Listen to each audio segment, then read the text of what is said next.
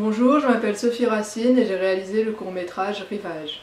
À l'origine de ce projet, je me suis intéressée au rivage, cette frontière mouvante entre la mer et la terre. Dès le départ, j'ai pris le parti de ne pas avoir une histoire construite autour de personnages. C'est le paysage qui est central dans ce film, et les éléments naturels, le vent, la mer, la lumière, en sont les véritables personnages. J'ai voulu rendre des sensations et traduire des ambiances qui peuvent résonner en chacun de nous. J'ai voulu faire sentir le frémissement du vent, les herbes qui ondoient comme des vagues sur la lande, les changements du temps et la lumière sur le paysage.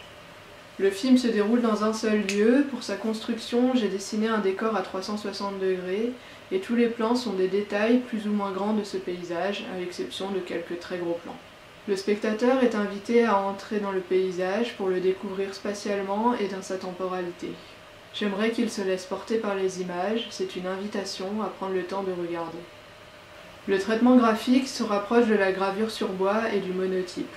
Au départ, j'envisageais un dessin en noir et blanc uniquement, sans nuances. Puis est venue l'idée d'intégrer les textures obtenues par l'impression de plaques de linogravure.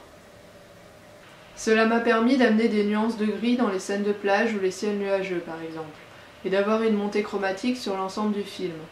On passe de scènes très claires à des images presque entièrement noires pour traduire le passage de la lumière à la nuit, du calme à l'orage.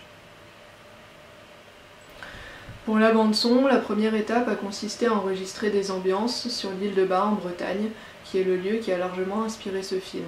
Ensuite, j'ai collaboré avec Yann Volsi pour la musique et pour le montage son. Il me semblait important que la musique ne prenne pas le dessus sur le reste et que ambiance sonore et musique s'entremêlent.